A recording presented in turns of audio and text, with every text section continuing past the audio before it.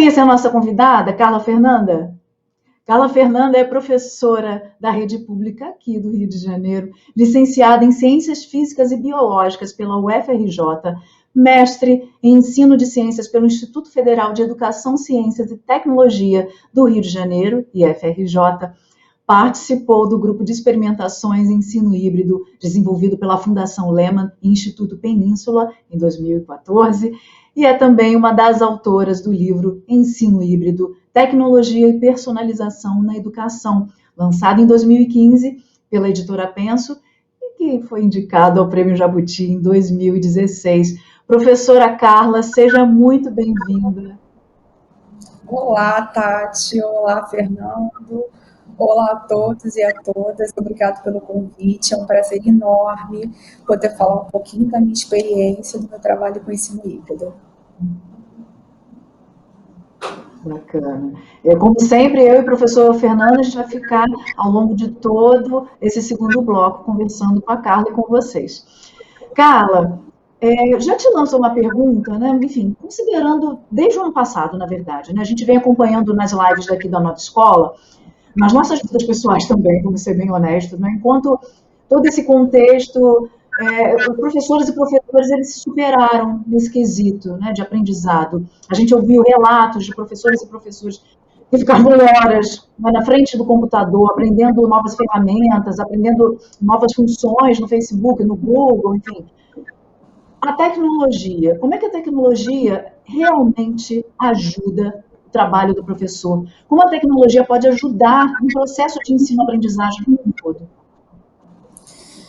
Realmente, Tati, eu acredito que a tecnologia pode sim, ela realmente ajuda no trabalho do professor. Eu sou professora de ciências da rede pública de ensino do Rio de Janeiro há mais de 12 anos. E eu sempre tive a percepção da necessidade da formação continuada. Eu sempre tive um olhar para as minhas aulas, pensando que precisava de alguma coisa a mais.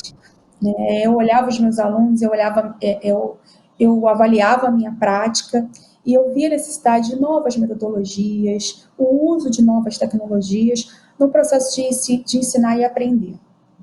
E aí foi através dessa inquietação que eu fui atrás de novos modelos, né, de novas metodologias e encontrei o ensino híbrido. Quando você olha os alunos de 50 anos atrás, eles não são os mesmos alunos de hoje, não são os mesmos alunos do século XXI.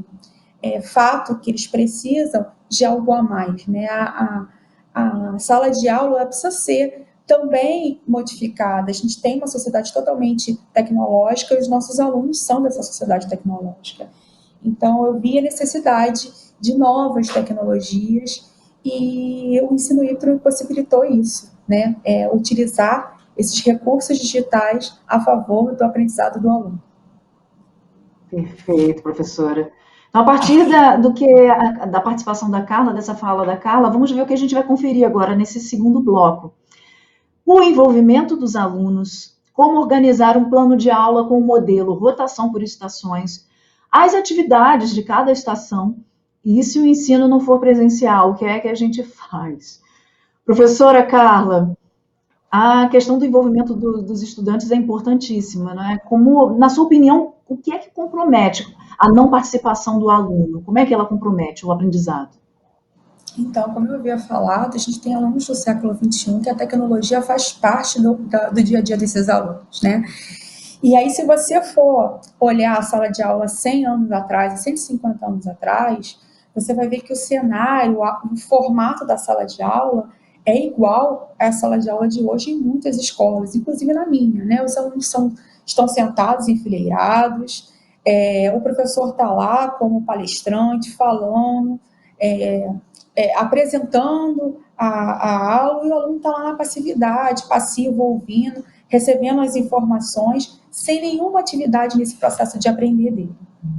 E eu comecei a observar, né, que isso gerava um monte de problemas, um monte de entraves no processo de aprender desse meu aluno, né? Eu vi a falta de interesse desses alunos, eu não sei, vou falar um pouquinho da minha realidade, mas aí os colegas que estão aí assistindo, eu peço que participem e contem para mim se realmente acontece isso também na sala de aula deles, né? A falta de interesse dos alunos, e a gente acaba vendo pouco comprometimento com o processo de aprender, o aluno não se envolve, ele acaba desenvolvendo dificuldades, né, nesse aprender, que gera muitas vezes indisciplina, dificuldade do professor de trabalhar nessa sala de aula.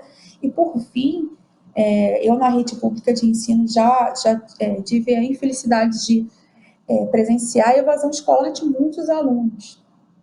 Isso tudo, né, devido ao pouco envolvimento, à passividade desses alunos. E o que o ensino híbrido tem a ver com isso? Onde o ensino híbrido entra, né?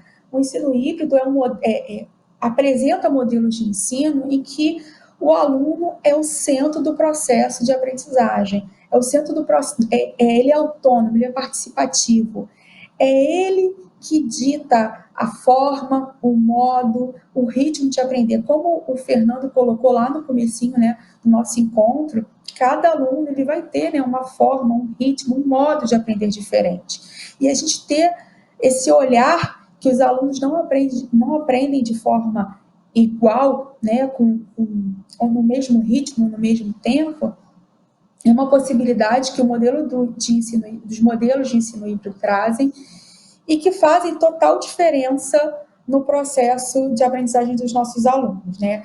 Mas é importante a gente entender o que é a autonomia do aluno. A autonomia do aluno não significa que o aluno vai aprender sozinho, né? O aluno não vai estar lá com o exercício, ou com o vídeo, ou com a tecnologia, sozinho. Pelo contrário, o professor tem um papel fundamental nesse processo de planejamento e de mediação desse aprender.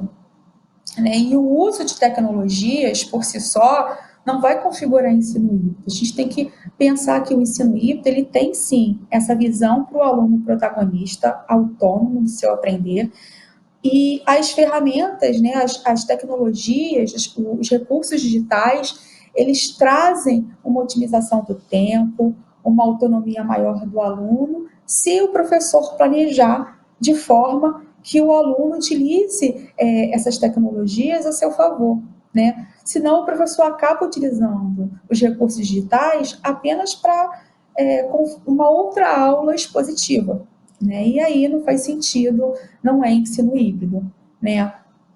Pode passar?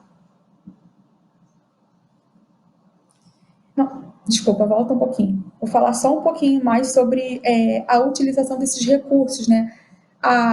Confundir o modelo rotação por estações, que é um modelo muito específico, e quando a gente apresenta esse modelo, alguns professores reconhecem, né? Esse é um modelo extremamente dinâmico, o aluno ele anda pela sala, ele faz a rotação pela sala, e muitos professores acabam confundindo o modelo de rotação por estações com uma metodologia muito utilizada, que é a sequência didática. É importante a gente ficar atento a isso. O modelo de rotação por estações, ele pressupõe estações independentes. Os alunos eles vão fazer o rodízio, um grupo começa na estação A, outro grupo começa na estação B, outro grupo começa na estação C, e eles rodam independentemente.